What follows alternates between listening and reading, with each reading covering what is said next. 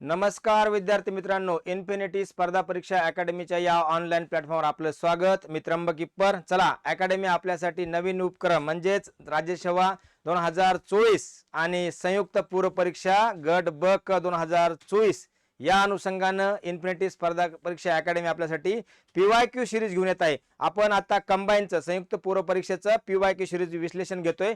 डिटेलमध्ये जे काही क्वेश्चन आले ते सेक्शन वाईज, मी समजा इतिहास, current affair, Sagar Kare sir Indian polity, Jagtap sir राज्यव्यवस्था म्हणजे लक्षात ठेवा इकॉनॉमिक्स घेतील, पॉलिटी सागर करे सर घेतील.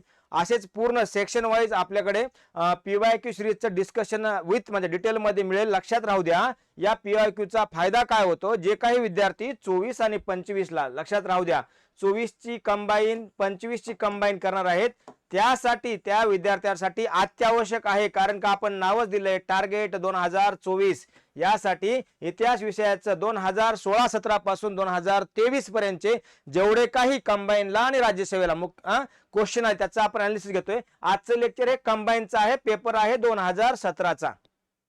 काय पेपर 2017चा डिटेलमध्ये आपण अनालिसिस घेणार आहेत. बघा, या सेक्शनचा, या PYQ सेक्शनचा फायदा काय होतो मित्रांनो, एक लक्षात राहू द्या. उदाहरणामध्ये एक क्वेश्चन आलाय. क्वेश्चन असा आहे की समाज सुधारकासंबंधी आणि पूर्वीचा पॅटर्न आणि आत्ताच्या पॅटर्न मध्ये क्वेश्चनच्या स्ट्रक्चर मध्ये खूप बदल झालाय. जेव्हा आपण 16-17 प्रश्न पाहतो तेव्हा 1 लाइनर 2 लाइनर होते आणि 22-23 प्रश्न पाहतो तेव्हा 4-4 5-5 क्वेश्चन एकाच क्वेश्चन मध्ये समाविष्ट करून एकच क्वेश्चन बनलेला आहे. त्यामुळे एक्झामचं टफनेस वाढतोय. कॉम्प्रेहेन्सिव्ह अभ्यास पाहिजे. आता उदाहरणामध्ये समाज सुधारकावर प्रश्न विचारला तर आपल्याला त्या PYQ मुळे काय होतं, एक तर क्वेश्चन माहित होतं, सराउंडिंग माहिती माहित होते, त्याचप्रमाणे संदर्भ ग्रंथाचा बेस तयार होतो आपला. भविष्यामध्ये कसाही क्वेश्चन येऊ द्या, त्या अनुषंगानं आपला प्रश्न जाणार नाही. ओके, आता अकॅडमीनं आपल्यासाठी दुसरे एक करंट अफेअरचे जे काही महत्वाचे टॉपिक आहेत, उदाहरणामध्ये ब्रिक्स, ठीक आहे, ब्रिक्स लेटेस्ट न्यूज मध्ये आहे. त्याचप्रमाणे चंद्रयान 3 असे महत्वाचे टॉपिक चालू घडामोडीचं सेक्शन पण सुरू केलेलं आहे. आपण नवीन असाल तर इन्फिनिटी स्पर्धा परीक्षा अकॅडमीचं ॲप डाउनलोड करा, आमचं चॅनल सबस्क्राईब करा, बेल आयकॉनचं बटन दाबा, कारण का तुम्हाला हे नोटिफिकेशन मिळतील आणि व्हिडिओ पाहता येतील. तर चला 2017चा संयुक्त पूर्व परीक्षा गट ब चा आपण पेपर बघूया. पहिला प्रश्न आहे, भारतीय स्वातंत्र्य चळवळीत स्त्रियांना आणण्याचं कार्य प्रथम पुढीलपैकी कुणी केलं? प्रथम पुढीलपैकी कुणी केलं? व्यक्ती विचारलेत, आपल्या समोर पर्याय आहेत, लक्षात ठेवा. कुणी केलं, व्यक्ती विचारले, पर्याय आपल्या समोर 4 आहेत. Mahatma Jyotiba Phule, Sarojini Naidu, Mahatma Gandhi, doctor Annie Besant. भारतीय स्वातंत्र्य चळवळ, थोडी इथं क्ल्यू देतो तुम्हाला.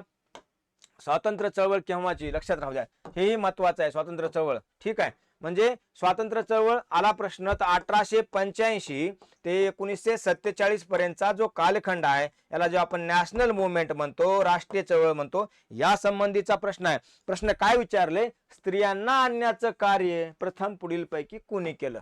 ओके, आता याच्यामध्ये राष्ट्रीय चळवळीतले महत्वाचे नेते आपल्याला माहित पाहिजे. सरोजिनी नायडू यांचाही सहभाग होता, ॲनी बेझंट होत्या, महात्मा गांधीजी होते. महात्मा ज्योतिराव फुलेंनी त्यांचा सहभाग होता, पण सामाजिक सुधारणेकडे त्यांचं जास्त लक्ष होतं, लक्षात ठेवा. त्यामुळं आपल्यासमोर महात्मा ज्योतिराव फुले हा पर्याय कटतो. राहतात 3 ऑप्शन. स्त्रियांना आणण्याचं काम प्रथम पैकी पुढे कुणी केलं? आपल्याला जर आठवत असेल, सरोजिनी नायडू यांनी 1930च्या कोणत्या सविनय कायदेभंग चळवळीच्या वेळेस महात्मा गांधीजींना विनंती केली होती की महिलांना सहभागी होऊ द्यावं म्हणून. त्यामुळं यांनी विनंती केली होती. ओके, कुणाला? महात्मा गांधीजींना. त्यामुळे आपला कल कुठं होते? महात्मा गांधीजी यांच्याकडे. ठीक आहे, तर या प्रश्नाचं उत्तर सांगतो. उत्तर आहे मोहनदास करमचंद गांधी. ठीक आहे, आता व्यवस्थितपणे समजून घ्या. मोहनदास करमचंद गांधी यांचे महिलांविषयीचे जे मत होतं हेच आपल्याला समजून घ्यावं लागेल. स्त्री पुरुष हे बघा, लक्षात ठेवा, म्हणजे स्त्री पुरुष हे समान आहेत, ही पहिली गोष्ट. स्वातंत्र्य व स्वातंत्र्याचा समान हक्क त्यांना मिळाला पाहिजे. स्त्री ही मानवतेचा उत्तम, लक्षात ठेवा, अर्धा भाग आहे, तर कमकुवंत लिंग नाही. स्त्री व पुरुष दोघेही, बघा लक्षात ठेवा, राज्याच्या सामाजिक, आर्थिक, राजकीय रचनेचे अविभाज्य भाग आहेत. तसंच स्त्री व पुरुष दोघेही, बघा, समानता म्हणजे स्त्री आणि पुरुष, बघा लक्षात ठेवा, समानता तेव्हाच प्राप्त होईल जेव्हा पुरुष लक्षात ठेवा, मुलीच्या जन्माच्या बाबतीत तितकाच आनंद साजरा केला जाईल जेवढा मुलाच्या बाबतीत केला जाईल. म्हणजे महात्मांचे एक मत आहे, स्त्री आणि पुरुष म्हणजे समानता तेव्हाच समाजामध्ये येईल किंवा समाज समान होईल जेव्हा मुलीच्या जन्माचा आनंद तेवढ्याच उत्साहाने साजरा केला जाईल जेवढा मुलाच्या जन्माच्या वेळेस केला जाईल, असे एक मत आहे. आता आपण मत जस्ट जाणून घेतलं. आता खरा प्रश्न आला आहे 1930च्या 1920च्या मधल्या कालखंडासंबंधी भारतीय स्वातंत्र्य चळवळीत स्त्रियांना आणण्याचं कार्य कोणी केलं, तर महात्मा गांधीजी. ही घटना मला असं वाटतं वैयक्तिक लेवलला इतिहासात जेवढा आपण अनालिसिस करतो, सविनय कायदेभंग चळवळ, सविनय कायदेभंग चळवळी संबंधीचा हा प्रश्न आहे, कायदेभंग चळवळ. ठीक आहे. आता ही चळवळ आपल्याला माहीत राहावी याच्या संबंधीचा प्रश्न आहे. बघा, महिलांना सदस्य होण्याचं आव्हान मिठाच्या सत्याग्रहाच्या वेळी जेव्हा अटक झाली, लक्षात ठेवा, अटक सत्र सुरू झालं किंवा सविनय कायदेभंग चळवळ. दांडी मार्च आठवतंय का? बघा, दांडी मार्च यावेळेस सविनय कायदेभंग चळवळ जेव्हा सुरू झाली तेव्हा अनेक भारतातील स्त्री व पुरुषांना अटक करण्यात आलं. सरोजिनी नायडूंनी आव्हान केलं, गांधीजींना विनंती केली की महिलांनाही आंदोलनामध्ये सहभागी होऊ द्यावं. त्यानंतर काय झालं, गांधीजींनी या स्त्रियांना आंदोलनामध्ये सहभागी होण्याची परवानगी दिली. गांधीजींनीच महिलांना राष्ट्रीय चळवळीच्या म्हणजे स्वातंत्र्य चळवळीच्या आणण्याचं कार्य केलं. ओके. आता यावेळेस जेव्हा अटक सत्र सुरू झालं सविनय कायदेभंग चळवळीच्या वेळेस, त्यापैकी जवळपास सविनय कायदेभंग चळवळीच्या वेळेस 30,000 भारतीयांना अटक करण्यात आलं. यापैकी जवळपास 1700 स्त्रिया होत्या. हे लक्षात राहू द्या. हा तुम्हाला महत्वाचा क्ल्यू आहे. किती स्त्रिया होत्या? 1700 स्त्रिया होत्या. जेव्हा इतके लोक भारतीय अटक करण्यात आले, यापैकी 30,000 पैकी 1700 स्त्रिया होत्या. म्हणून भारतीय स्वातंत्र्य चळवळीत गांधीजींनी स्त्रियांना आणण्याचं कार्य केलं. आपल्या प्रश्नाचं उत्तर मिळालं. आता महत्वाच्या स्त्रिया ज्यांनी महत्वाची भूमिका पार पाडली स्वातंत्र्य चळवळीमध्ये, बघा, राणी लक्ष्मीबाई यांचं 1857च्या उठावामध्ये महत्वाचे योगदान आहे. Annie Besant, Commonwealth new India home rule चळवळ, लक्षात राहू द्या, central Hindu college theosophical society. Okay.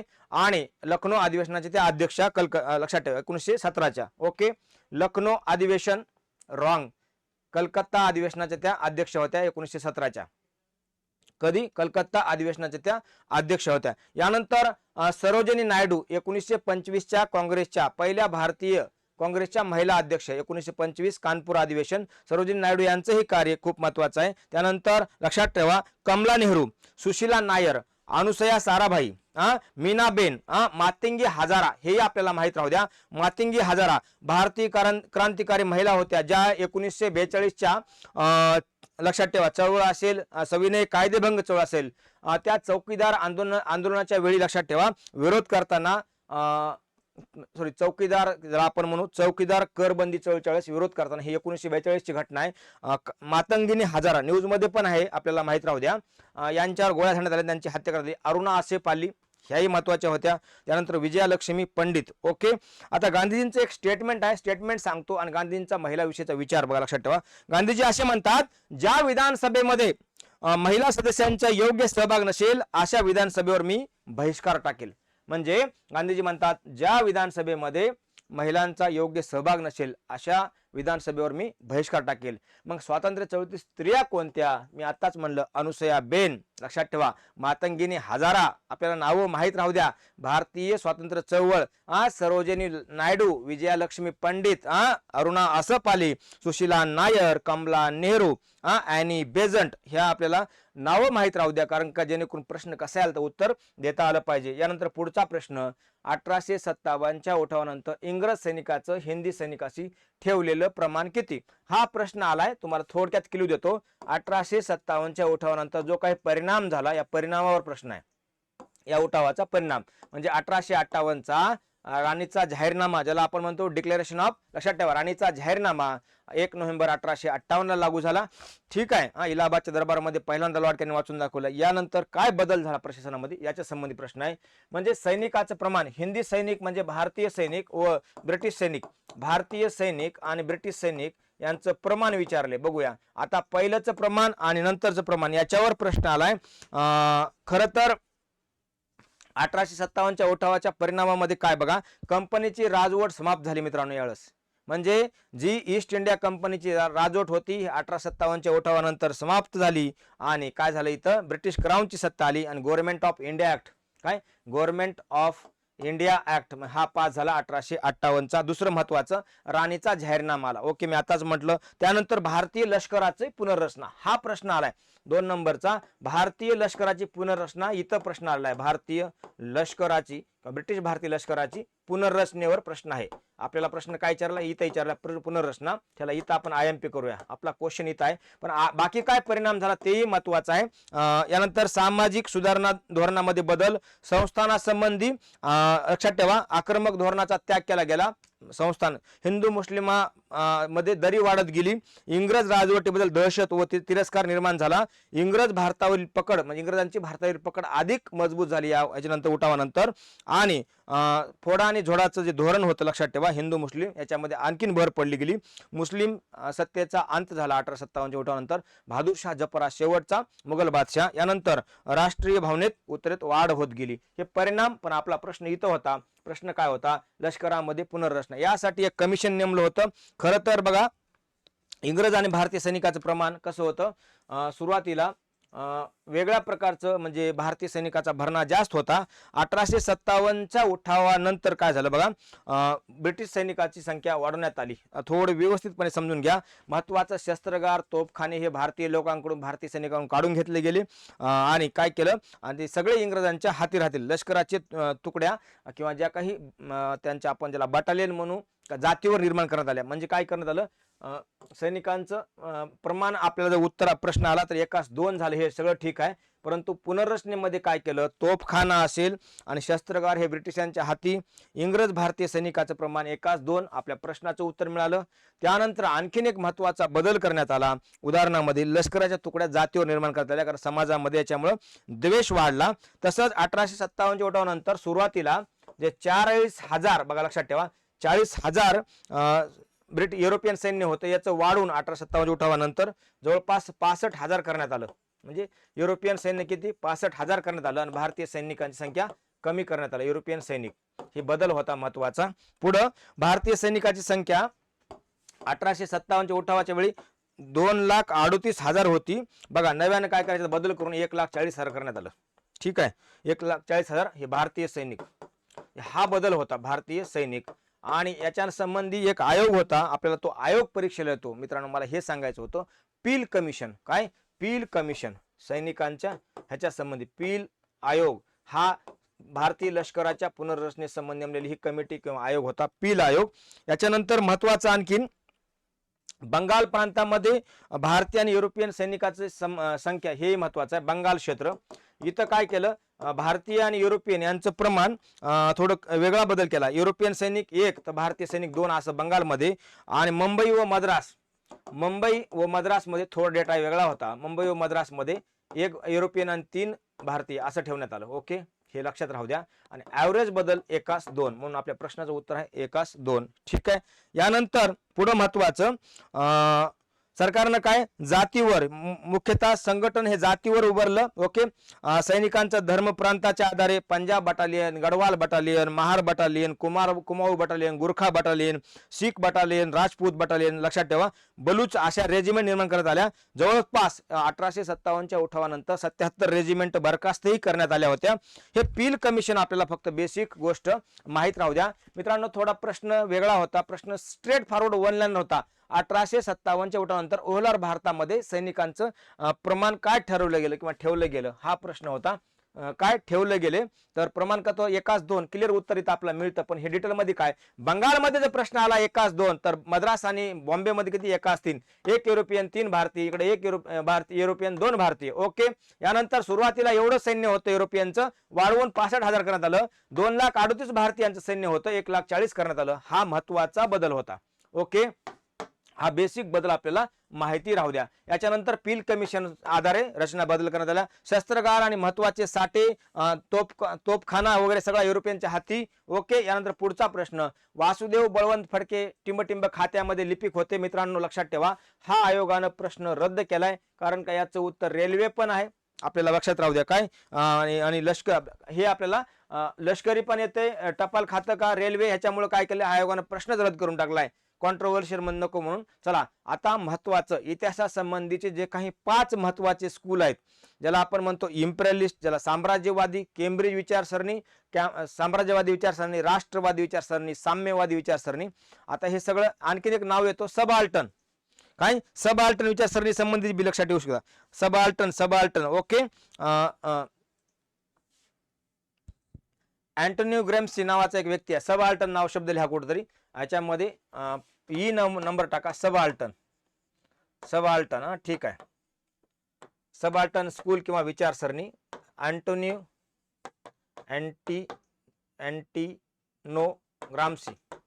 आता तुम्हाला म्हणजे 5ही इतिहासाचा अभ्यास करणारे गट आपल्याला किंवा स्कूल कळून जातील. अँटिनो ग्राम्सी ठीक आहे.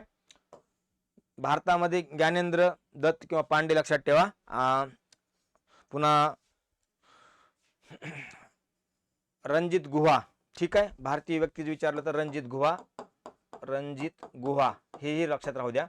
ते कशाचे होते? सबाल्टन स्कूल संबंधी होते. ओके. आता हे साम्राज्यवादी विचारसरणीचे, केम्ब्रिज विचारसरणीचे, राष्ट्रवादी विचारसरणीचे, साम्यवादी विचारसरणीचे पुढे काय दिले? त्यांचे इतिहासकार किंवा त्यांचे विचारवंताचे नाव दिलेत. काहीच नाही, सोपा प्रश्न आहे. इतिहास कोणत्या अँगलनं अभ्यास करायचा? राष्ट्रवादी अप्रोचने, साम्राज्यवादी, केम्ब्रिज का साम्यवादी का सबाल्टन? 4 पर्याय होते. मी 5वा ऍड केलाय सबाल्टन. ओके ठीक आहे. याच्यानंतर आपल्या समोर 6वा प्रश्न आहे, म्हणजे 4 पर्याय आहेत आपल्या समोर. Valentine Chirol, Anil Seal, R C. Majumdar, R P. Dutt. एक एक करून उत्तर बघूया. याचं उत्तर आहे 3 नंबर. सरळ सरळ जस्ट ज्याच्या समोर साम्राज्यवादी विचारसरणी व्हॅलेंटाईन चिरोल, केम्ब्रिज विचारसरणी अनिल सेल, राष्ट्रवादी विचारसरणी आर.सी. मुजुमदार आणि साम्य विचारसरणी आर.पी. दत्त आणि इथं अँटिनो ग्राम्सी किंवा रणजित गुहा सबाल्टन स्कूल. ठीक आहे.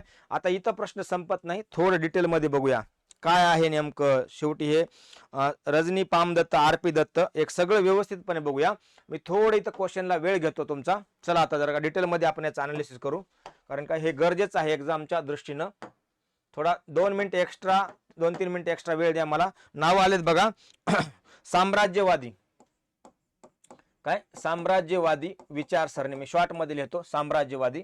यानंतर पुढची विचारसरणी आहे आपल्यासाठी माहित राहू द्या, केम्ब्रिज. केम्ब्रिज. यानंतर पुढची विचारसरणी आहे राष्ट्रवादी. बघा राष्ट्रवादी विचारसरणी. आणि पुढची विचारसरणी आहे साम्यवादी. ठीक आहे. याच्या संबंधित व्यक्ती, विचारवंत याच्यावर प्रश्न आलाय. दुसरी सबाल्टन. ठीक आहे. सबाल्टन. आता बघूया आपण एवढ्यामध्ये. साम्राज्यवादी विचारसरणीमध्ये महत्वाचे व्यक्ती कोणते? Max Mueller. इथं नावच लिहून घ्या, म्हणजे परीक्षेला प्रश्नच येणार, तुम्हाला चुकणारच नाही. मॅक्स मुलर हे होते. दुसरं व्यक्तिमत्व बघा, जे.एस. मिल हे पण साम्राज्यवादी विचारसरणीचे होते. विलियम जोन्स हे पण साम्राज्यवादी विचारसरणीचे होते. त्याच्यानंतर पुढे कार्ल मार्क्स. बघा कामगारांनो एक व्हा. हेगल हे काय होते? सगळे J S. Mill, William Jones, Karl Marx, Hegel हे सगळे काय होते? साम्राज्यवादी विचारसरणीचे होते. ओके. याच्यानंतर आणखीन एक व्हॅलेंटाईन चिरोल. नाव काय? Valentine Chirol. लक्षात राहू द्या, हे साम्राज्यवादी विचारसरणीचे. काय होतं, आता भारतामध्ये 1784 ला बंगाल एशियाटिक सोसायटीची स्थापना झाली होती, ज्यांनी भारतीय इतिहास लेखनामध्ये योगदान दिलं होतं. साम्राज्यवादी लेखन मुख्यतः धार्मिक श्रद्धा व राष्ट्रीयतेतील समकालीन वादविवाद, आर्थिक शोषणातील युरोपियन वसाहत वाढवण्यासाठी त्यांनी सिद्धांत मांडले होते. मुख्यतः युरोपियन धोरणाला पूर्व असणाऱ्या विचारसरणी म्हणजे साम्राज्यवादी विचारसरणी.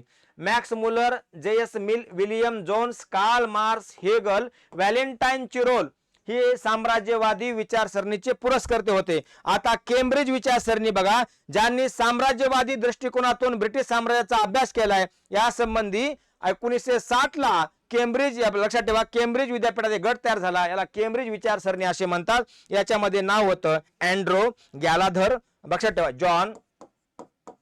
जॉन अँड्रो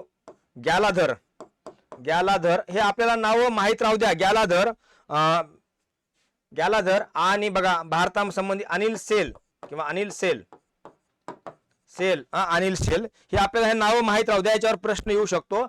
यानंतर राष्ट्रवादी विचारसरणी, आता भारतीय विचारसरणीतून अभ्यास करणार आहे. उदाहरणामध्ये राष्ट्रवादी विचारसरणीवर प्रश्न आला तर 19व्या शतकाच्या उत्तरार्धामध्ये 20व्या शतकाच्या सुरुवातीला भारतामध्ये पुनर्जागरणवादाचा विकास झाला, शिक्षण आलं, इंग्रजी शिक्षण आलं, शाळा आल्या. यानंतर काय केलं, भारतीय इतिहासकारामध्ये या स्कूलचा उगम झाला. बघा, यानंतर भारतीय राष्ट्रवादाचा प्रभाव होता. यानंतर इतिहासकारामध्ये उपलब्ध भारतीय साहित्य असेल, भारताचे हिंदी राजवटीची प्रशंसा करणे, प्राचीन साहित्याचा गौरव करणे, हिंदू उच्च वर्णीय संस्कृती त्याचा या सगळ्यांचा गौरव करणे, याच्यातून काय झालं, एक स्कूल निर्माण झालं, त्याला आपण राष्ट्रवादी विचारसरणी म्हणून. याच्यात बघा, लक्षात ठेवा, महत्वाचे इतिहासकार होते राजेंद्रलाल मित्रा. राजेंद्रलाल मित्रा, राजेंद्रलाल मित्रा. मित्रांनो, हे नाव पाठच करा, लिहून घ्या, परीक्षेला येऊ शकतं. R G Bhandarkar, Ramakrishna Gopal R G, लक्षात ठेवा, R G Bhandarkar, Bhandarkar, Bhandarkar. Okay, R G Bhandarkar. R C Dutt, Rameshchandra Dutt, R C Dutt. ठीक आहे, आर सी दत्त. आपल्याला हे प्रश्न परीक्षेला नक्की येऊ शकतो. यानंतर के पी जोशी किंवा के पी जयस्वाल, सॉरी जयस्वाल किंवा जयस्वाल, के पी जयस्वाल राष्ट्रवादी विचारसरणीचे लेखक होते. हेमचंद्र कुमार किंवा कुमुद मुखर्जी, हेमचंद्र कुमुद मुखर्जी राष्ट्रवादी विचारसरणीचे होते. आरशी मुजुमदार, IMP करा आरशी मुजुमदारला, आरशी मुजुमदार, मुजुमदार 100% एक्झामला प्रश्न येतो. यानंतर नीलकंठ शास्त्री, KS नीलकंठ शास्त्री, नीलकंठ शास्त्री, हे सगळे राष्ट्रवादी विचारसरणीचे व्यक्ती होते किंवा इतिहासकार होते. याच दरम्यान आणखीन एक नाव आहे, लक्षात ठेवा, आलतेकर म्हणून एक व्यक्ती आहे, त्यांचं पण नाव आलतेकर. ठीक आहे, आलतेकर. हे बघा, Rajendra Lal Mitra, R G Bhandarkar, R C Dutt, K P Jayaswal, Hemchandra Kumud Mukherjee किंवा Hemchandra Mukherjee, R C Majumdar, KS Nilakanta Sastri, Altekar, हे काय होते, राष्ट्रवादी विचारसरणीचे इतिहासकार होते, गट होता, विचारसरणी होती. साम्यवादी विचारसरणी, आता डोक्यात आपल्याला लगेच क्लिअर झाले. साम्यवादी विचारसरणी म्हणजे काय, याच्यामध्ये RS शर्मा, इरफान हबीब, सुमित सरकार, DD कोसंबी. आता तुम्हाला थोडा क्लिअर होईल कोणते भारतीय इतिहासकारामध्ये महत्वाचे. बघा, याच्यामध्ये या स्कूलचं लेखन संशोधन हे लक्षात ठेवा. महत्वाचं यांचं काय होतं, आर्थिक विकास, जमिनीची मालकी, वसाहतपूर्व भारत वर्गामधील संघर्ष, वसाहत काळातील औद्योगिक विकास याचा अभ्यास किंवा वसाहतपूर्व काळातील औद्योगिक परिस्थिती याचा अभ्यास करून जो गट तयार झाला याला म्हणतात साम्यवादी विचारसरणीचा गट. याच्यामध्ये जे नाव येतात, RS शर्मा, IMP करा, चुकू नका, RS शर्मा. यानंतर इरफान हबीब, इरफान हबीब, लक्षात ठेवा. ओके, यानंतर सुमित सरकार. मित्रांनो, यांचं मॉडर्न इंडिया संबंधी पुस्तक आहे, आधुनिक भारताचा इतिहास, सुमित सरकार. DD कोसांबी, DD कोसांबी महत्वाचे हे इतिहासकार आहेत. यांनी भारतीय इतिहासाला वेगळं, RS शर्मा यांचं प्राचीन भारतावर काम आहे, इरफान हबीब मध्ययुगीन भारत. यानंतर बघा, हे साम्यवादी विचारसरणीचे सगळे इतिहासकार किंवा स्कूलचे संबंधित व्यक्ती होते. आता सबआल्टर्न शब्द आलाय, सबआल्टर्न मध्ये दोन प्रकारचे, लक्षात ठेवा, भारतीय व्यक्ती आणि अँटोनियो ग्राम्सी. एक शब्द येतो बघा, अँटोनियो ग्राम्सी.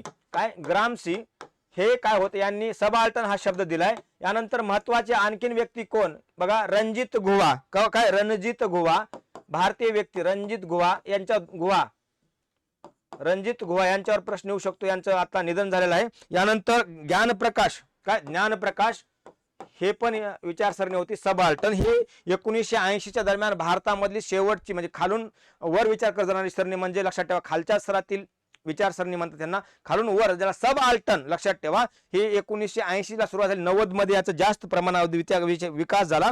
अँटोनियो ग्राम्सी यांनी काय केला, सबआल्टर्न हा शब्द वापरला होता.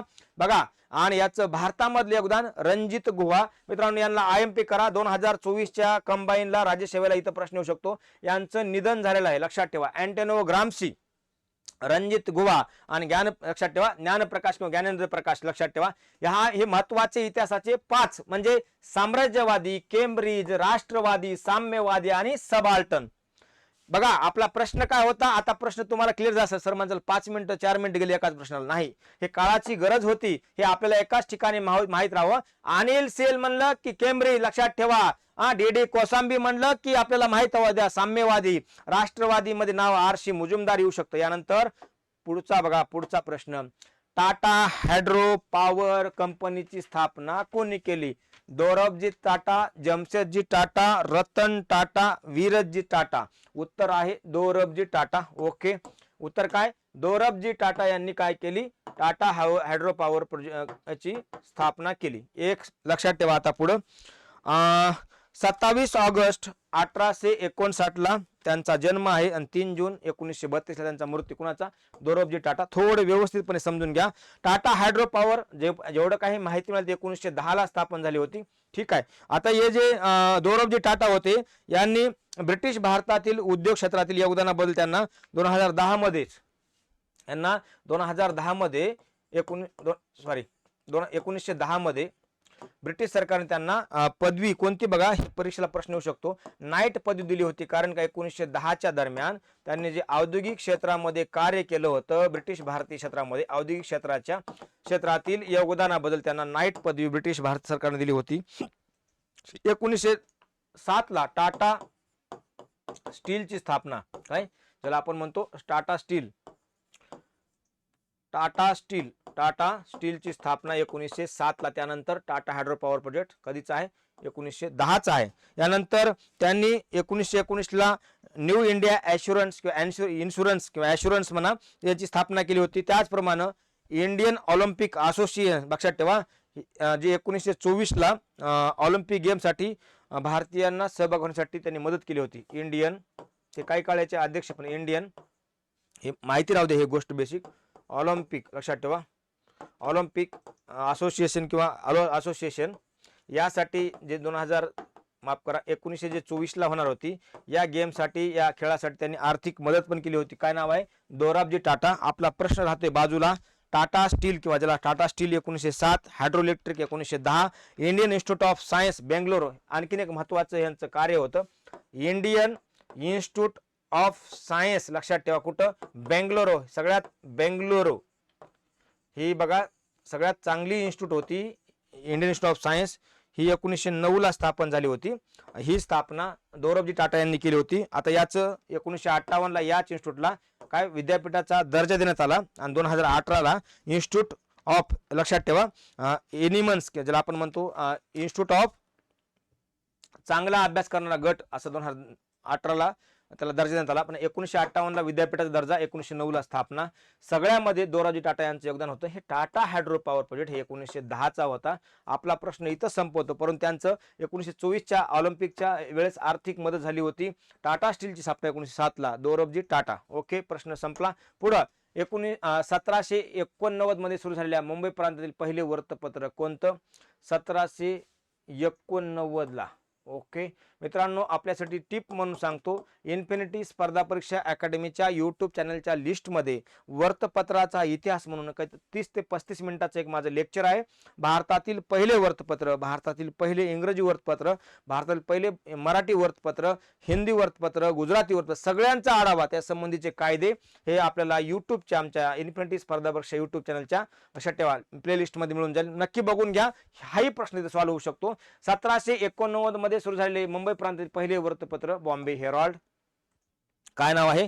बॉम्बे हेराल्ड. वर्षामध्ये फरक आहे, बाकी सगळे 1700 बघा, हे महत्वाचं वृत्तपत्र 89. आता पुढे आपल्यासमोर आणखीन एक पर्याय आहेत बघा, बॉम्बे गॅजेट, दर्पण, बॉम्बे कुरिअर. आता हे बॉम्बे कुरिअर आहे हे 1790चं होतं.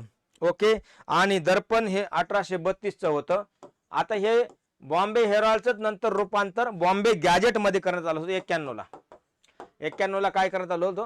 ह्या बॉम्बे गॅजेट मध्ये बॉम्बे हेराल्डचं रूपांतर करण्यात आलं होतं. म्हणजे बेसिक गोष्ट समजून घ्या. उत्तर आहे बॉम्बे हेराल्ड.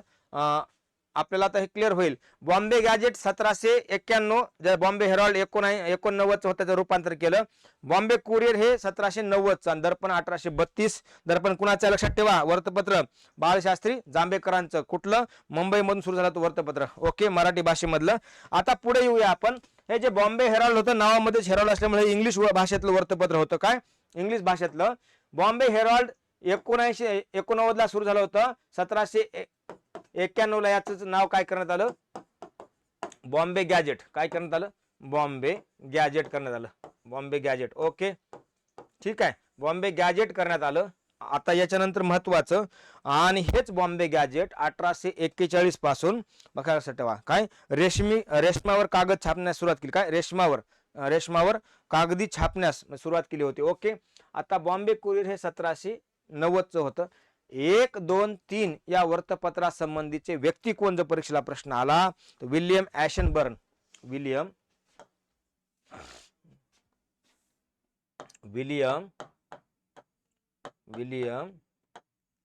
बघा ॲशबर्नर यांनी काय केलं होतं, हे बॉम्बे हेराल्ड सुरू केलं, त्याचं रूपांतर नंतर बॉम्बे गॅजेटमध्ये आणि बॉम्बे कुरिअर. त्यामुळं मुंबई प्रांतामध्ये पहिले वर्तपत्र बॉम्बे हेराल्ड, त्याचे संस्थापक कोण जर प्रश्न आला तर ॲशनबर्नर हे संस्थापक होते. तिन्ही वर्तपत्र त्यांच्या संबंधित होते. ओके, आता तुमचा पिक्चर क्लिअर झालेला आहे, तुमच्या नजरेमध्ये हे क्लिअर झालेलं आहे की पहिलं वर्तमानपत्र कोणतं, तर भारतातील पहिलं वर्तमानपत्र बंगाल गॅजेट. ओके, हेही लक्षात ठेवा. जेम्स ऑगस्ट, ठीक आहे, आपल्याला माहित आहे. चला, याच्यानंतर फक्त मित्रांनो एक रिक्वेस्ट आहे, आमच्या प्लेलिस्टमध्ये ज्या यूट्यूबच्या प्लेलिस्टमध्ये तुम्हाला डिटेलमध्ये लक्षात ठेवा, डिटेलमध्ये व्हिडिओ मिळतील. कसं वर्तपत्रासंबंधी स्पेशल लेक्चर घेतलेला आहे, एकाच ठिकाणी सगळे महाराष्ट्रातील भारतातील सगळे. यानंतर पुढं 1872 मध्ये एका पठाणाने अंदमान बेटावर टिंबटिंब यांचा खून केला. बघा आपल्यासमोर पर्याय आहेत, Lord Mayo, Dalhousie, Lord Wellesley, Lord Lytton. British भारतातील सगळे म्हणजे व्हाईसराय आणि गव्हर्नर यांच्यावर प्रश्न आहे. डलहौसी हे governor general of India, Lytton हे व्हाईसराय होते, वेलेस्ली हे governor of Bengal, Lord Mayo पण हे व्हाईसराय होते. आपल्यासमोर 4 पर्याय आहेत. तारीख आहे वर्ष आहे 1872. वेलेस्लीचा कार्यकाल हा बघा 1798 ते 1805 आहे, त्याच्यामुळे हा पर्याय ऐकतला. लॉर्ड लिटनचा कार्यकाल हा 1876 ते 80 आहे, दिल्ली दरबार पहिलं, त्यामुळे हाही पर्याय ऐकायचा. डलहौसीचा कालखंड हा 1848 ते 56 आहे. 1858च्या उठावाची पार्श्वभूमी, दत्तक वारसा नामंजूर, डॉक्ट्रिन ऑफ लॅप्स, त्यामुळे हाही पर्याय कटला. हा लॉर्ड मेयो. ऑटोमॅटिक उत्तर येतं, थोडं लॉजिक लावा, फक्त ऑटोमॅटिक उत्तर येतं, कारण का आपल्याला जर या बाकीचे जे कार्यकाल माहित असतील तर बघा कसं 1869 ते 72 हा कार्यकाल आहे कुणाचा? लॉर्ड मेयोचा. आणि एकमेव लक्षात ठेवा, एका कोणते व्हाईसराय होते त्यांचा खून भारतामध्ये कुठं? अंदमान बेटावर झाला. आता हे समजून घेऊ व्यवस्थितपणे, कारण का हे रूल आउट करता आलं तुम्हाला तर लगेच उत्तर देतं का. इथं प्रश्नामध्ये तुम्हाला क्ल्यू दिलाय, फक्त आपल्याला अभ्यास करताना कॉम्प्रिहेन्सिव्ह अभ्यास पाहिजे आणि याची थोडा क्ल्यू माहित पाहिजे, तरच याचं उत्तर रूल आउट करता येत नसेल तर आपला स्ट्रेट फॉरवर्ड फॅक्ट माहित पाहिजे. ओके, आता काय होतं, हे भारतीय उरयांच्या उच्च शिक्षणासाठी मेवोनी काय केलं होतं? अनेक वेळा चांगले पण कार्य केले होते, लक्षात ठेवा. त्यांनी चांगले कार्य करून मेवोनी यांच्याच काळामध्ये आता आपण पहिली जनगणनेची सुरुवात असेल, ठीक आहे. रेग्युलर जनगणना तर नंतर सुरू झाली, पण आपल्याला ह्या बेसिक गोष्टी माहित राहू द्या. लॉर्ड मेयोच्या काळात काय काय घडलं. 1869 ते 72 एक थोडं उत्तर मिळालं आपल्याला प्रश्नाचं, थोडं समजून घेऊया मेवोनचा कालखंड. ओके, यांच्या काळात पहिल्या सुरू काय झालं तर पहिली जनगणना, फर्स्ट सेन्सस. रेग्युलर नव्हता पण पहिला सेन्सस 1872, हे फॅक्ट माहित राहू द्या. त्याच्यानंतर डिपार्टमेंट ऑफ स्टॅटिस्टिक्सची स्थापना. काय? डिपार्टमेंट ऑफ, ज्याला सांख्यिकी विभाग म्हणतात, काय? स्टॅटिस्टिक, ठीक आहे, स्टॅटिस्टिक, डिपार्टमेंट ऑफ स्टॅटिस्टिक्सची स्थापना. त्यानंतर भारतीय पुरावा कायदा, ज्याला आपण इंडियन एव्हिडन्स ऍक्ट, भारतीय पुरावा कायदा, इंडियन एव्हिडन्स ऍक्ट 1872चा यांच्याच काळात आला होता. ही बेसिक गोष्ट आहे. याच दरम्यान कृषी विभागाची पण स्थापना. काय? कृषी विभाग, डिपार्टमेंट ऑफ ऍग्रिकल्चर. मित्रांनो ह्याला IMP करा, परीक्षेला नक्की येईल. ऍग्रिकल्चर 4थ्या नंबरचं ऍग्रिकल्चर. आणि 5वं महत्वाचं आर्थिक विकेंद्रीकरण धोरण, म्हणजे डिसेंट्रलायझेशन ऑफ, म्हणजे आर्थिक विकेंद्रीकरणाचं त्यांनी पुरस्कार केला होता. आर्थिक विकेंद्रीकरण. ओके, विकेंद्रीकरणाचं धोरण लागू केलं होतं. हे परीक्षेला 100% महत्वाचं आहे. कोणतं? 1, 2, हे 3, 4 लक्षात राहू द्या. हा 5 प्रश्न आला त्यांच्या हातेवर, परंतु हे बाकीच्या गोष्टी पण माहित राहू द्या. आता मेन प्रश्नाकडे येऊया. आणखीन त्यांनी कोणी लॉर्ड मेयो यांनी काय केलं, भारतीय जे राजकुमार युवराज आहेत यांच्या उच्च शिक्षणासाठी अजमेर या ठिकाणी आणखीन ॲडिशन माहिती लिहा कुठेतरी 6 अजमेर या ठिकाणी मेयो कॉलेज, कुठं अजमेरला एक भारतीय युवराजांच्या उच्च शिक्षणासाठी अजमेरला काय केलं होतं, मेयो कॉलेजची स्थापना केली होती. मेयो कॉलेज, लॉर्ड मेयो यांनी त्यांच्या नावानं Mayo college. Okay, Mayo college पण त्यांच्या हयात असताना स्थापन झालं नाही. 1875 हे कॉलेज सुरू झालं होतं. ओके, आता यानंतर आता त्यांच्या मेन आपला प्रश्न काय, 1872 अंदमानाच्या बेटावर एका पठाणाने टिंबटिंबांचा खून केला मेयोचा.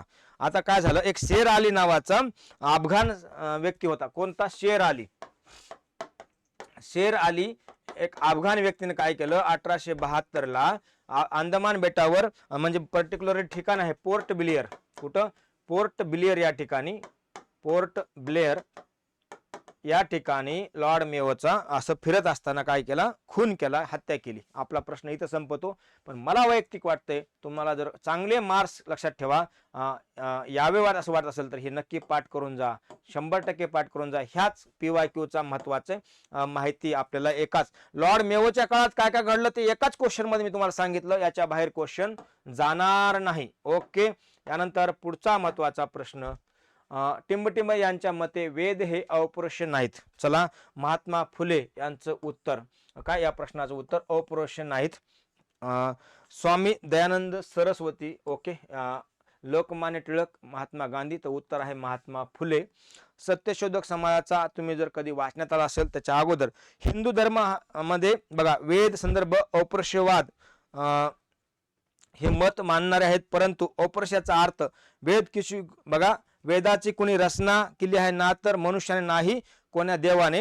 यानंतर पुढं महात्मा फुले यांच्यामध्ये वेद हे अपौरुषेय नाहीत, त्यांचं मत होतं अपौरुषेय नाहीत म्हणजे मानवाने निर्माण केलं त्यांचं असं मत होतं. महात्मा फुले हे बुद्धिप्रामाण्यवाद होती. जगातील कोणताच धर्मग्रंथ ईश्वराने निर्माण केलेला नाही, त्यांनी स्पष्ट सांगितलंय. जर हे वेद हे अपौरुषेय नाही तर काय होतं, याचा अर्थ मानवाने निर्माण केलेले आहेत, मानवाने. ओके, आणि त्यांचं दुसरं मत होतं महात्मा फुले यांचं की काय मत होतं की वेदाप्रमाणेच लक्षात ठेवा धर्मग्रंथ पण हे पण काय आहे, मानवानच निर्माण केले आहेत. काय, धर्मग्रंथ पण मानवानच निर्माण केलेले आहेत. ओके, आता ह्याच्यातून आपल्याला आणखीन एक बेसिक गोष्ट क्लिअर होते बघा. चला, वेद हे अपौरुषेय आहेत. पर्टिक्युलरली महात्मा फुले यांच्या विचारावर, थॉटवर प्रश्न आला. त्यांनी विचारसरणी कशी होती, विचार ते वेदाला मानायचे का, त्यांचे विचार. सत्यशोधक समाज स्थापना, महात्मा ज्योतिराव फुले यांचे ग्रंथ उदाहरणामध्ये गुलामगिरी, शेतकऱ्याचा आसूड, इशारा, सत्सार, सार्वजनिक सत्य धर्म, शिवाजी महाराजांचे पोवाडे, हे ग्रंथ महत्वाचे आहेत. त्याचप्रमाणे सत्यशोधक समाज स्थापना 1873 पुणे या ठिकाणी. त्यानंतर त्यांचं महिला स्त्रियांसंबंधी पर्टिक्युलर मुलीसंबंधीच्या शाळा याच्यावर प्रश्न येतो. तसंच त्यांचं सामाजिक कार्य उदाहरणामध्ये बालहत्या प्रतिबंधगृहाची स्थापना याच्यावर प्रश्न येतो. आता प्रश्न थोडा वेद हे अपौरुषेय नाहीत असे विचार थॉट विचारल्यात. आपला पर्टिक्युलरली कुठलाही व्यक्तिमत्व म्हणजे कंबाईनचा मुख्यतः अभ्यास करताना महाराष्ट्रातील व्यक्तिमत्व ज्यांचं सामाजिक, आर्थिक, धार्मिक, सांस्कृतिक म्हणजे पर्टिक्युलरली महिला संबंधी कार्य आहे, या अनुषंगाने कला क्षेत्रामध्ये कार्य या अनुषंगाने प्रश्न येतो. व्यक्तिमत्वाला फोकस करून हा प्रश्न होता. मित्रांनो, महात्मा फुले यांच्याविषयी आपल्याला खूप काही बोलता येईल, पण तुमचंही वाचन चांगलं आहे त्यामुळे जास्त कमी सांगणार नाही. धर्म करा, त्यांचे धर्मग्रंथ करा, त्यांनी स्थापन केलेल्या संस्था करा आणि त्यांचं सामाजिक क्षेत्रामधलं योगदान करा. याच्यानंतर पुढं चौरी चौरा घटनेनंतर टिंबटिंब चळवळ संपुष्टात आली. मित्रांनो, आपल्यासमोर मी घटना सांगतो तुम्हाला लगेच क्लू. ही घटना आहे 4 फेब्रुवारी 1922 ची, माफ करा 1922 ची घटना आहे. चौरी घटना. आता तुम्हाला क्ल्यू लगेच क्लिक होऊन जाईल. हे आंदोलन कोणतं या दरम्यान, हे भारत छोडो आंदोलन हे 1942 होतं त्यामुळे हा पर्याय कटला. असहकार आंदोलन हे 1920 ते 22 होतं त्यामुळे हा पर्याय बरोबर. कायदेभंग, सविनय कायदेभंग चळवळ 1932 ते 30 ते 32 आणि 32 ते 34 दोन टप्प्यामध्ये पहिला टप्पा आणि दुसरा टप्पा त्यामुळे हाही पर्याय कटला. सायमन विरोधी सत्याग्रह हा 1927 पासून 30 पर्यंत चालू होता त्यामुळे हाही पर्याय कटला. तर उत्तर येतं 3 नंबरचं असहकार चळवळ. ठीक आहे. प्रश्नाचं उत्तर मिळालं, घटना काय होती हे समजून घेऊया. असहकार आंदोलन का सुरुवात झालं, केव्हा सुरुवात झालं याच्याविषयी माहिती. समजा प्रश्न आलाय तर व्यवस्थितपणे समजून घ्या की प्रश्न नेमका काय आहे, प्रश्नाची घटना काय. मी आता हे सांगू का हे सांगू, तर मला असं वाटतंय आधी असहकार सांगतो, त्याच्यामुळे आपल्याला क्लू मिळेल. मित्रांनो, असहकार आंदोलन हे 1 ऑगस्ट 1920 ला पहिल्यांदा अखिल भारतीय चळवळ होती. ही अखिल भारतीय शब्द मुद्दाम वापरतोय. याच्या अगोदर अशी अखिल भारतीय राष्ट्रीय चळवळ कधीच झाली नव्हती. हे गांधीजींच्या नेतृत्वाखाली सुरू झालं पहिलं राष्ट्रीय आंदोलन होतं. राष्ट्रीय चळवळ नेतृत्व लाभलं होतं मोहनदास करमचंद्र गांधी. लक्षात ठेवा, महात्मा गांधीजी. पहिली अखिल भारतीय चळवळ होती. एक पदवी परीक्षेला जर प्रश्न आला 1 ऑगस्ट 1920 ला असहकार चळवळ सुरू झाली होती. यस, या दिवशी लोकमान्य टिळकांचं निधन, अण्णाभाऊ साठे यांचा जन्म. याचा संबंध आणखीन एक पर्याय येतो, टिळक स्वराज्य फंड. टिळक स्वराज्य फंड लक्षात राहू द्या. 1 कोटी रुपये टिळकांच्या निधनापासून म्हणजे 1 ऑगस्ट 1921 पर्यंत 1 कोटी रुपये जमायचं ठरलं होतं, पण 1 कोटीपेक्षा जास्त पैसा जमा झाला. ठीक आहे. टिळक स्वराज्य फंड, नेतृत्व महात्मा गांधी. अखिल भारतीय चळवळ होती, पहिलं अखिल भारतीय आंदोलन होते. याच्यामध्ये हिंदू मुस्लिम सगळ्यांचा सहभाग होता. याच दरम्यान समकालीन खिलाफत चळवळ पण सुरू होती. याचे नेतृत्व गांधीजी करत होते. आता या आंदोलनाच्या दरम्यान आणखीन ही चौरी चौरा घटना काय. 1 ऑगस्ट 1920 ला हे आंदोलन सुरू झालं. ओके, आता पुढे बघा. आता एक आणखीन डेट मध्ये थोडा इश्यू आहे. काही पुस्तकात 5 फेब्रुवारी दिले, काही पुस्तकात 4 फेब्रुवारी दिले. त्यामुळे मी तुम्हाला क्लिअर सांगतो, दोन्ही पुस्तकं रेफर करा. 5 फेब्रुवारी पण लिहा आणि 4 फेब्रुवारी पण. आता मेन घटना काय, उत्तर प्रदेश मधलं समजून घ्या. उत्तर प्रदेश मधलं, यूपी मधलं गोरखपूर, आजचा गोरखपूर जिल्ह्यामधलं यूपीतलं एक ठिकाण होतं चौरी चौरा. या ठिकाणी काय झालं, इथले शेतकरी असतील, स्थानिक जनता देशी दारूचे दुकानं बंद करावी. देशी दारू महागाईच्या विरोधामध्ये स्वदेशीच्यासाठी महागाईचा विरोध करणे, स्वदेशीचा पुरस्कार करणे, स्वदेशी यासाठी असहकार चळवळीचाच हा एक भाग होता. आंदोलन करत होते. याचं नेतृत्व भगवान आहिर, हा रिटायर ब्रिटिश भारतातील सैन्यामधला एक सैनिक होता. काय नाव होतं, भगवान आहिर यांच्या नेतृत्वाखाली या चौरी चौरा या ठिकाणी भारतीय लोक शांततेमध्ये काय करत होते, आंदोलन करत होते. शेवटी काय झालं, PI गुप्तेश्वर सिंग व अन्य जे काही त्यांचे साथीदार आहेत त्यांनी काय केलं, लाठीचार्ज केला. आणि शेवटी हे आंदोलन काय होतं, देशी दारूचे दुकानं बंद करावे, महागाई कमी करावी, किमती वाढ झाल्या त्या कमी करावे, दारू विक्री हे अवैध आहे, यासाठी हे आंदोलन होतं. शेवटी बघा, यांच्यावर लाठीचार्ज केला गेला. त्यावेळेचा जो दरोगा किंवा शिपाई होता गुप्तेश्वर सिंग आणि त्यांच्या साथीदारांनी, गुप्तेश्वर सिंग हे नाव माहीत राहू द्या, भगवान आहिर यांच्या नेतृत्वाखाली हे काय करत होते, आंदोलन करत होते. आणि अपोजिट मध्ये जे पोलीस शिपाई होता काय, गुप्तेश्वर सिंग यांनी काय केलं, त्यांच्या साथीदारांनी लाठीचार्ज केला, अमानुष लाठीचार्ज केला. याच्यामध्ये अनेक व्यक्ती जखमी झाले. आणि शेवटी काय झालं, जनता चिडली, लोक चिडली. आणि गोरखपूर मधल्या जी चौरी चौरा या ठिकाणी इथलं जे पोलीस स्टेशन होतं, हे शिपाई सगळे काय केले, जनता चिडल्यामुळे पोलीस स्टेशन मध्ये गेले. चिडलेल्या जनतेनं चौरी चौरा येथील पोलीस स्टेशनला आग लावली.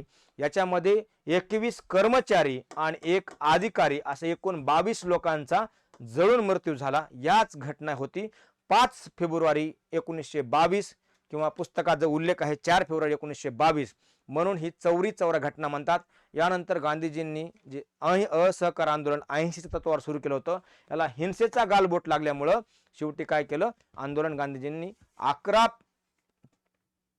लक्षात ठेवा फेब्रुवारी 1922 ला गांधीजींनी काय केली, घोषणा केली की मी असहकार चळवळ वापस घेतोय. परंतु काँग्रेसच्या वर्किंग कमिटीनं 12 फेब्रुवारी 1922 ला ऑफिशियली असहकार चळवळ वापस घेतली. तारीख जे विचारली, गांधीजींनी 11 फेब्रुवारीला विचार मांडले होते, पण काँग्रेस वर्किंग कमिटीनं 12 फेब्रुवारी 1922 ला हे आंदोलन ऑफिशियली वापस घेतलं. परीक्षेला प्रश्न आला चौरी घटना, तर काही पुस्तकात 5, काही पुस्तकात 4. तुम्ही व्हेरीफाय करा, माफ करा मला, कारण का वेगळ्या ठिकाणी वेगळा उल्लेख आहे. ठीक आहे. याच्यानंतर आता हे सगळी घटना नेतृत्व कुणाचं होतं, भगवान आहिर, बरोबर आहे. याच्यानंतर काय झालं, शेवटी हिंसाचार घडला, 22 कर्मचारी मृत्युमुखी पडले. या घटनेनंतर सरकारनं काय केली, धरपकड सुरू केली, अटक केली, केस केली गेली. आणि ही केस लक्षात ठेवा भारतीयांच्या वतीनं मदन मोहन मालवीय यांनी लढली होती. चौरी चौरा घटनेनंतर जी केस झाली होती याचे वकील कोण होते, मदन मोहन मालवीय. मित्रांनो, ही गोष्ट माहीत राहू द्या, IMP करा. मदन मोहन मालवीय यांनी चौरी चौरा घटनेतील भारतीयांच्या बाजूने खटला लढला होता. आणि याच्यानंतर काय झालं, गांधीजींनी ही चळवळ मागे घेतली. बरोबर आहे. या गांधीजींना काय हिंसा मान्य नव्हती, गांधीजी अहिंसेचे पुजारी होते. परंतु लक्षात ठेवा, शेवटी आता अनेक जणांवर काय झालं, अनेक जणांना शिक्षा झाल्या. ओके. शेवटी एक कवी आहेत बघा, त्यांची चौरी चौरा घटनेविषयीची एक फेमस कविता आहे. मला असं वाटतं ती मी कविता इथं म्हणून दाखवावी. एकच ओळ म्हणतो, अनेक जणांना जन्मठेप झाली, अनेक जणांना फाशी झाली. त्यावेळेस एक कुंज बिहारी, लक्षात ठेवा, एक कवी आहेत कुंज बिहारी. मित्रांनो, थोडे जागाचा अभाव आहे, मी लिहून नाव टाकतो इथं, लक्षात राहू दे, हे नाव लिहून घ्या. आपण पण युट्यूबला बघा, नेटवर बघा. कुंज बिहारी यांनी एक कविता म्हटली होती चौरी चौरा घटनेतील ज्यांना शिक्षा झाली, ज्यांना फाशी झाली त्यांच्याविषयी. भेटेन 9 महिन्यांनी, काय भेटेन 9 महिन्यांनी ही कविता म्हटली होती. काय भेटेन 9 महिन्यांनी म्हणजे बघा मित्रांनो, हे कुंज बिहारी यांनी ज्यांनी चौरी चौरा घटनेच्या याच्यामुळे ज्यांना फाशी झाली, जन्मठेप झाली, मुख्यतः फाशी झाली, ज्यांना ब्रिटिश सरकारनं फासावर चढवलं, याच्या निषेधार्थ त्यांनी पुन्हा मी जन्म घेईल यासाठी भेटेन 9 महिन्यांनी ही कविता कुंज बिहारी यांनी लिहिली. आणि चौरी चौरी घटनेत भाग घेतलेला होता, त्यासाठी फाशीवर जाणाऱ्याला उद्देशून लिहिली ही कविता होती. शेवटी कुंज बिहारी यांच्या लेखनाला एक सर विल्यम लॉ वार्नरने काय केलं, चॅलेंज केलं. आणि कुंज बिहारी बोस यांना काय केलं, घाणेरडा निग्रो असे म्हटलं. काय घाणेरडा निग्रो, कुणाला, कुंज बिहारी बोस यांना घाणेरडा निग्रो. परंतु ही कविता भेटली तर नेटवर मित्रांनो नक्कीच बघा. भेटेन 9 महिन्यांनी कविता कोणत्या घटने संदर्भित आहेत, चौरी चौरा. अशीच एक 1857च्या राणी झाशी संबंधी, खूप लढी मर्दानी व झाशीवाली राणी थी, सुमित्रा कुमार चौधरी यांची ती कविता आहे. अशीच लक्षात राहू द्या. यानंतर आपल्या पुढच्या प्रश्नाकडे वळूया. माफ करा, थोडं डिटेलमध्ये सांगतोय, पण ही काळाची गरज आहे. प्रश्न आपला कव्हर झाला पाहिजे. नेतृत्व विचारलं तर भगवान आहेर कोणत्या दरोगाने लाठीचार्ज केला तेही माहीत पाहिजे, गुप्तेश्वर सिंग. यानंतर पुढचा प्रश्न, खालीलपैकी कोणत्या व्यक्ती सहकार चळवळीशी संबंधित होत्या. सहकार चळवळी संबंधित व्यक्ती भाऊसाहेब हिरे विठ्ठलराव विखे पाटील. बघा, भाऊसाहेब हिरे विठ्ठलराव विखे पाटील, वैकुंठभाई मेहता, डॉक्टर धनंजय गाडगीळ, वसंतदादा पाटील, यशवंतराव मोहिते, भाऊसाहेब थोरात, जी.के. देवधर. मित्रांनो, चारही पर्याय बरोबर आहेत. खालीलपैकी कोणती व्यक्ती सहकार चळवळीशी संबंधित होता. सहकार. ओके, एक मत. चला, सहकार. आता सहकार चळवळीचा संबंध डिटेलमध्ये आपण बघूया. प्राथमिक पतसंस्थेची स्थापना, याच्यामध्ये आणखीन व्यक्तीला आपण ऍड करू शकतो. मी नावं सांगतो, तुम्ही लिहून घ्या किंवा ऐका. शंकरराव मोहिते पाटील, शंकरराव कोल्हे, शंकरराव काळे, तात्यासाहेब बक्षा कोरे, रत्नाप्पा कुंभार, लक्षात ठेवा, अण्णासाहेब शिंदे यांचं पण सहकारासंबंधी काय होतं, योगदान होतं. 19व्या शतकाच्या उत्तरार्धामध्ये शेतकऱ्यांना झालेल्या आर्थिक संकटामुळे भारतात सुरू झालेल्या सहकार चळवळी, त्याच्यापैकी ही एक महत्त्वाची चळवळ होती महाराष्ट्रामधली प्रडुगली. ग्रामीण कर्जबाजारीपणाला समस्या सोडवण्यासाठी सहकार संस्था स्थापन करण्याची कल्पना फेडरिक निकोल्सन यांनी 1895-97 दरम्यान मांडली होती. बघा, त्यांच्या अहवालात मांडली होती. 1901च्या दुष्काळ आयोगाच्या, बघा लक्षात ठेवा, दुष्काळ आयोगानेही भारतात सहकार तत्वावर पतसंस्था सुरू करण्याची गरज आहे असं भर दिला होता. सहकार चळवळीची खरी सुरुवात 1904च्या सहकारी पतसंस्था कायदा, 1904चा सहकारी पतसंस्था कायदा, या कायद्याने झाली सहकारी पतसंस्था. पश्चिम महाराष्ट्रामध्ये आजही लक्षात ठेवा ही चळवळ खूप, म्हणजे सहकार खूप चांगल्या प्रकारे काम करते. सहकारी पतसंस्था पूर्ण महाराष्ट्रात असं पायभरणी सहकार संस्था आहेत. ओके, पर्टिक्युलरली पश्चिम महाराष्ट्रामध्ये अनेक पतसंस्था चांगल्या प्रकारे काय करतात. याच्यानंतर 1912ला सुधारणा कायदा आला. 1945ला आर.जी. सरई समितीवर किंवा सहकार समिती. याच्यानंतर 1951ला ए.डी. गोरावाला समिती. त्याच्यानंतर पुन्हा 1979ला बी. शिवरमण यांच्या अध्यक्षतेखाली कमिटी स्थापन करण्यात आली. त्याच्यानंतर आपल्याला माहिती आहे बी. शिवरमण म्हणले की नाबार्डची स्थापना 1982ला. आता पुढं महत्वाचं, त्यानंतर सहकारासंबंधी 2000ला धोरण पण आलं. समान आर्थिक उद्दिष्ट प्राप्त करण्यासाठी, समान आर्थिक, सामाजिक, सांस्कृतिक गरजा पूर्ण करण्यासाठी अनेक व्यक्ती स्वेच्छेने ज्या चळवळीमध्ये सामील होतात त्यांना सहकार चळवळ असे म्हणतात. काय सहकार चळवळ म्हणजे काय, समान आर्थिक उद्दिष्ट प्राप्त करण्यासाठी, समान आर्थिक, सामाजिक, सांस्कृतिक गरजा पूर्ण करण्यासाठी अनेक व्यक्ती स्वइच्छेने सामील होतात अशी चळवळ म्हणजे सहकार. आता सहकाराचे म्हणजे खरं तर समान उद्दिष्टे, समान गरजा, सामूहिक प्रयत्न, ऐच्छिक सहभाग हे सहकाराचं खरं हे आहे. सहकार म्हणजे काय, एकमेकाला सहाय्य करणे आणि पुढे जाणे. मित्रांनो, भारतामध्ये जर आपण डेव्हलपमेंट बघितली, पर्टिक्युलरली महाराष्ट्रातली, तर आपल्याला सहकारासंबंधी आता सहकार हा 19A मध्ये घटनात्मक सहकारी संस्था हा घटनात्मक मूलभूत हक्क आहे. ओके, आपल्याला घटना दुरुस्ती पण माहीत पाहिजे सहकारासंबंधी. माझ्या माहितीनुसार, चुकत असेल तर माफ करा, 97व्या घटना दुरुस्तीनुसार सहकार हा मूलभूत सहकारी संस्था किंवा सहकार हा मूलभूत हक्क आहे. ओके, 19A मध्ये याचा समावेश झालेला आहे. आपल्याला ही गोष्ट क्लिअर तुम्ही करून घ्या. 42 मध्ये पण आय थिंक 43 याच्यामध्ये बी मध्ये पण समावेश झालेला आहे. आपण हे चेक करून घ्या मित्रांनो. सहकार हा घटनात्मक कायदा पण आलेला आहे. ओके, मूलभूत हक्क पण आहे. तसं तर खूप मोठा आता महाराष्ट्रातील पहिला सहकारी साखर कारखाना, प्रवरानगरचा पहिला सहकारी साखर कारखाना, महाराष्ट्र राज्य सहकारी संस्था नियम 1961. त्याचप्रमाणे 2013ला महाराष्ट्र राज्य सहकारी संस्था हा दुरुस्ती कायदा पण लागू झालेला आहे. ओके, आता ही चळवळ महाराष्ट्रात देशाला दिली सर्वात मोठं योगदान आहे, म्हणजे महाराष्ट्राने सहकारी चळवळ देशाला दिलेली आहे. याच्यामध्ये अनेक गोष्टी महत्त्वाच्या आहेत. प्रश्न खूप म्हणजे बदलतोय, मी जास्त नाही सांगणार. याच्या संबंधी आणखीन व्यक्ती होते बघा, शंकरराव मोहिते, हे रत्नाप्पा कुंभार, आपले नाव तात्यासाहेब कोरे, शंकरराव काळे, शंकरराव कोले, अण्णासाहेब शिंदे, हे अनेक व्यक्तींचा पण सहभाग होता. ठीक आहे. यानंतर पुढचा प्रश्न, महर्षी धोंडू केशव कर्वे यांनी विधवा महिलांसाठी पुण्यात पुढीलपैकी कोणती संस्था स्थापन केली? महर्षी कर्वे मुलींसाठी पुण्यात, लक्षात ठेवा हे ठिकाण महत्वाचं आहे. काय, पुण्यामध्ये कोणती संस्था स्थापन केली? विधवा आश्रम, शारदा सदन, निष्काम कर्मठ, महिला आश्रम. आपल्या समोर 4 पर्याय आहेत. महर्षी धोंडू केशव कर्वे, विधवा आश्रम, ठीक आहे. काय, विधवा आश्रम, शारदा सदन. तर शारदा सदन हे पर्याय येणार नाही. आता विधवा आश्रम आहे आपल्या समोर, निष्काम कर्मठ आणि महिला आश्रम. महिला आश्रम हे 1915ला होती. चला, याच्यानंतर एक एक करून बघूया आपण. विधवा वित्तोजक मंडळाची स्थापना, निष्काम कर्ममठची स्थापना 1908चा आहे निष्काम कर्ममठ. विधवा आश्रमाची स्थापना, विधवा आश्रमाची स्थापना, हेही परीक्षेला प्रश्न येऊ शकतो. विधवा आश्रम बघा, विधवा विवाह प्रतिबंध गृह, महिला विद्यापीठ हेही त्यांनी स्थापन केलं होतं.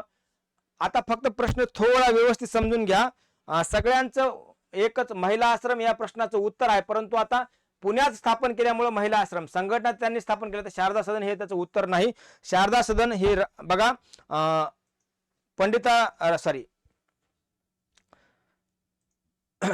शारदा सदन ही संघटनेसंबंधी आपल्याला उत्तर बदलतं, कारण का पंडिता रमाबाई यांनी 1889ला मुंबईमध्ये स्थापन केलं. त्याचं स्थलांतर पुन्हा पुण्यात 1890ला करण्यात आलं होतं. 11 मार्च 1889ला शारदा सदन हे मुंबईमध्ये, 11 मार्च 1889ला कुठं, मुंबईमध्ये स्थापन करण्यात आलं होतं, मुंबई. ओके, त्यामुळे हा पर्याय येत नाही. आता महिला आश्रम हे जे आहे आपल्याला उत्तर मिळाले, हे 3 संस्था मिळून बनलं होतं. कोणत्या कोणत्या 3 संस्था होता?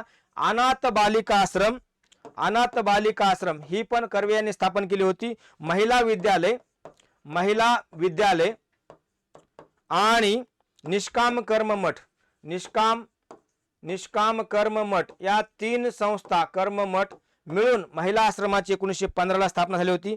अनाथ बालिका आश्रम हे 1896चा आहे. बघा, महिला विद्यालय हे 1800. आपल्याला हे प्रश्न येऊ शकतात. महिला विद्यालय 1907 आणि निष्काम कर्ममठ हे 1908चा आहे. या तिन्हीचं मिळून काय केलं? महिला आश्रमाची स्थापना. आता विधवा आश्रम एक बघा, विधवा विवाह प्रतिबंधक, विधवा व्यतिरिक्त मंडळ, म्हणजे ही संस्था त्यांनी स्थापन केली नव्हती. निष्काम कर्ममठ, अनाथ बालिका आश्रम, महिला विद्यालय याचं रूपांतर महिला आश्रम मध्ये केलं आणि ह्या संस्था पुणे या ठिकाणी होती. खरं तर बघा, हाही प्रश्न पुणे हाही पुणे आहे, ही पण पुण्यातल्या नंतर आल्या, परंतु लक्षात ठेवा विधवा महिलांसाठी म्हणल्यामुळे प्रश्नाचं उत्तर बदलतं. विधवासाठी कार्य करणारं हे महिला आश्रम होतं. मला एवढं म्हणायचंय, विधवांसाठी कार्य करणारं महिला आश्रम. निष्काम कर्ममठ पुणेच आहे, बरोबर आहे, 1908ला. ओके, अनाथ बालिका आश्रम पुणेच आहे. शारदा सदन मुंबईला स्थापन झाली, पुन्हा पुण्यात, त्यामुळं पुणे पर्याय आहे, परंतु विधवांसाठी कार्य करणारं म्हणल्यामुळं काय होतं, त्याचं उत्तर बदलतं. ठीक आहे. आता एवढ्या संस्था सांगितल्या तर आणखीन एक संस्था सांगतो. महिला विद्यापीठ 1916 श्रीमती नाथाबाई दामोदर ठाकरसी अण्णासाहेब कर्वे यांनी स्थापन केलं, ज्याला आपण SNDT म्हणतो. जपानच्या महिला विद्यापीठाच्या धर्तीवर भारतामधलं हे पहिलं विद्यापीठ होतं. ओके.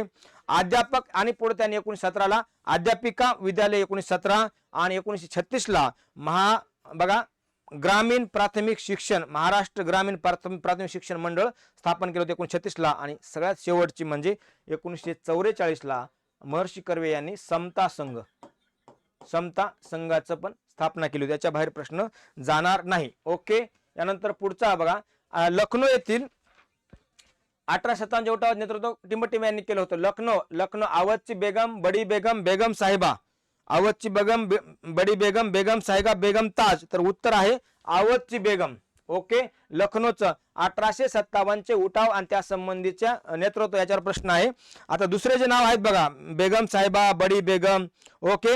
आता हे जी बडी आवधची बेगम होती ही वाजिद अली शाह आवधचा 1857 उठावाच्या जे वाजिद अली शाह होते कोणते आवधचे लक्षात ठेवा त्यांची पत्नी होती दुसरी पत्नी होती आणि यांनी लखनौ येथे 1857 उठावाचं नेतृत्व केलं. त्यांचा मुलगा होता बघा ब्रिजेश कादिर बेगम हजरत महल त्यांचं नाव होतं. आवधची बेगमचं नाव काय बेगम हा परीक्षेला असाही प्रश्न येईल बेगम हजरत महल त्यांचा मुलगा लक्षात ठेवा ब्रिजेश कादिर यांच्या वतीनं 1857 उठावामध्ये लखनौचं नेतृत्व या राणीने केलं होतं बेगमने केलं होतं. ओके.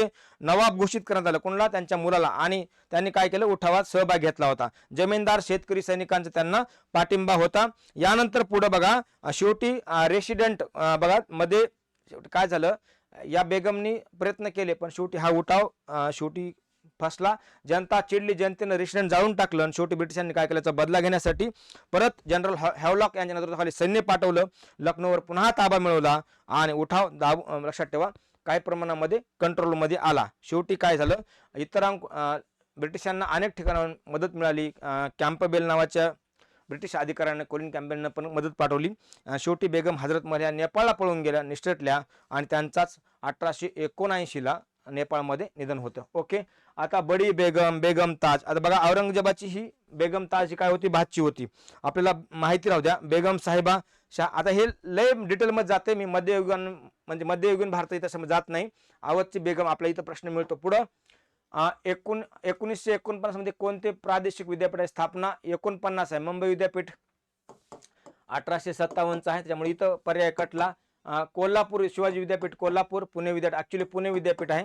चला याचं उत्तर काय उत्तर आहे पुणे विद्यापीठ याचं उत्तर आहे. चला 10 फेब्रुवारी 1949 10 फेब्रुवारी आज या विद्यापीठाचं नाव लक्षात राहू द्या क्रांतिज्योती सावित्रीबाई फुले पुणे विद्यापीठ असं करण्यात आलं आहे का. ठीक. ओके.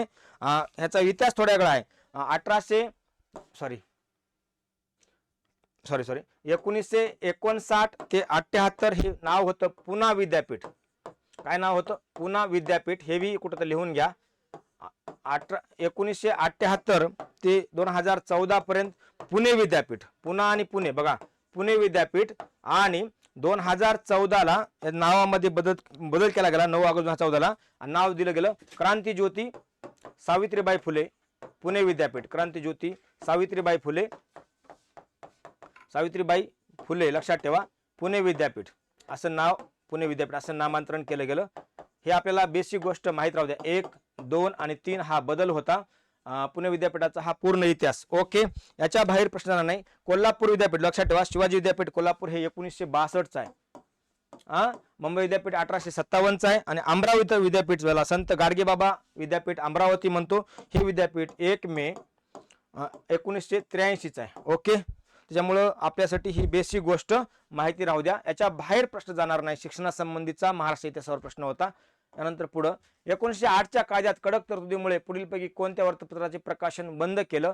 1908चा कायदा कडक तरतुदीमुळे युगांतर दर्पण संध्या मित्रांनो दर्पण येणार नाही कारण का हे 1840 बंद पडलं होतं. संध्या वंदे मातरम. चला दर्पण 1840 बंद पडलं होतं हे 32चं वर्तमानपत्र होतं.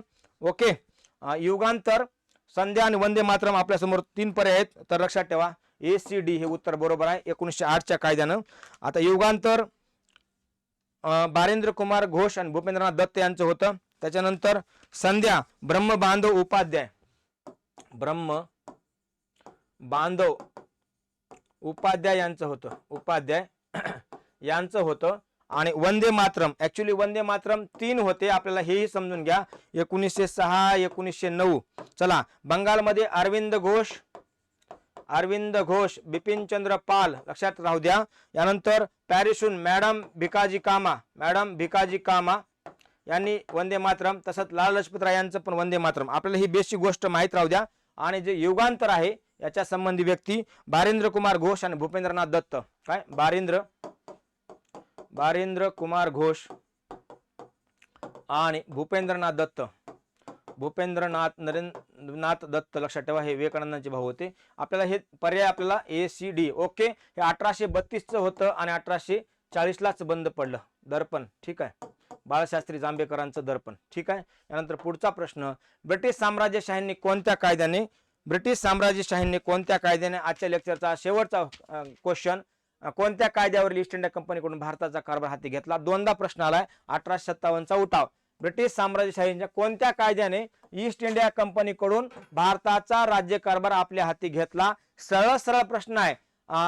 कधी ईस्ट इंडिया कंपनी जाते? 1858 जाते. एवढ्याच याच्यावर आपलं उत्तर मिळतं, गव्हर्नमेंट ऑफ इंडिया ऍक्ट 1858. विषय संपतो, कारण हा येत नाही आणि हा पण येत नाही. ठीक आहे, ओके, कारण हा महत्वाचा गोष्ट आहे. 2 ऑगस्ट 1858ला ब्रिटिश पार्लमेंटनं जो कायदा पास केला, लक्षात ठेवा, भारताविषयी प्रशासकीय बदल, म्हणजे ईस्ट इंडिया कंपनीची सत्ता जाते आणि ब्रिटिश क्राऊनची सत्ता येते. हा कायदा, ज्याला आपण राणीचा जाहीरनामा म्हणतो, 1 नोव्हेंबर 1958ला इलाहाबादच्या दरबारामध्ये पहिल्यांदा वाचून दाखवला. ओके, हाही प्रश्न परीक्षेला येतो. म्हणजे काय म्हणलंय, ब्रिटिश साम्राज्यशाहीने कोणत्या कायद्याने ईस्ट इंडिया कंपनीकडून भारताचा राज्यकारभार आपल्या हाती घेतला? ब्रिटिश क्राऊनने ईस्ट इंडिया कंपनीकडून कारभार घेतला. 1858ला. म्हणजे काय, इंग्लंडची राजसत्ता भारतात राजस्व म्हणजे काय झालं, स्थापन झाली. इंग्लंडची राणी ही नामदार प्रमुख. ओके, ब्रिटिश पार्लमेंट कारभार पाहणार होती. भारताचा कारभार पाहण्यासाठी ब्रिटिश पार्लमेंटने काय केलं, एक मंत्रीपद, ज्याला आपण सेक्रेटरी ऑफ स्टेट किंवा भारत सचिव हे पद निर्माण करण्यात आलं. आणि त्यांना भारत काउन्सिल सहकार करण्यासाठी काउन्सिल स्थापन केली. भारत मंत्र्याच्या मदतीसाठी इंडियन काउन्सिल 15 सदस्यीय, 7 ईस्ट इंडिया कंपनीचे आणि 8 काय होते, राज्य म्हणजे पार्लमेंट सदस्य होते. गव्हर्नर जनरलला व्हाईसराय हा दर्जा देण्यात आला. ओके, याच्यानंतर भारतीयांच्या अधिकारामध्ये पण काही बदल करण्यात आलं आणि राणीच्या वतीनं हमी देण्यात आली. ओके मित्रांनो, बघा, आजच्या लेक्चरमध्ये आपण 2017 महत्वाचे जे काही क्वेश्चन इतिहास या घटकातले होते, आपण त्याचं विश्लेषण करण्याचा प्रयत्न केला. नक्कीच या सिरीजचा आपल्याला फायदा होईल. आपण वेळ दिलात, लक्षात राहू द्या, काय, आपण वेळ दिलात, आपल्याला नक्कीच या सिरीजचा फायदा होईल. जे काही 15 क्वेश्चनचं मी डिटेलमध्ये, लक्षात ठेवा, शब्दपाठ करा, डिटेलमध्ये विश्लेषण केलं, याचा 100% फायदा होईल. तुम्ही दिलेला वेळेचा सदुपयोग, लक्षात ठेवा, या वेळेचा नक्कीच तुम्हाला फायदा होईल. कारण का, हे अनालिसिस आहे, ते टार्गेट 2024 एक्झामला अनुसरून डिटेलमध्ये आहे. प्रश्न याच्या बाहेर, लक्षात ठेवा, जरी प्रश्न आले, याच प्रश्नावर रिपीट प्रश्न झाले तर याच्या बाहेर प्रश्न येऊ शकत नाही. कारण का, सराउंडिंग माहिती मी पूर्ण कव्हर करतोय. मित्रांनो, भेटूया पुन्हा. आपल्यासाठी करंट महत्वाचे न्यूज मधल्या टॉपिकचं पण सिरीज सुरू झालं आहे. करंट PYQ सिरीज पण चालू आहे. करंट इतिहासचं कंबाईनचं सिरीज पण चालू आहे. राज्यसेवेचं सिरीज पण आपलं सुरू होत आहे. लक्षात राहू द्या. नवीन असाल तर आमचं इन्फिनिटी स्पर्धा परीक्षा ऍप डाउनलोड करा, बेल आयकॉनचं बटन दाबा आणि टेलिग्राम चॅनल जॉईन करा. आपल्या काही कमेंट असतील तर नक्की कमेंट बॉक्समध्ये सांगा. Thank you so much. भेटूया पुन्हा. Bye bye.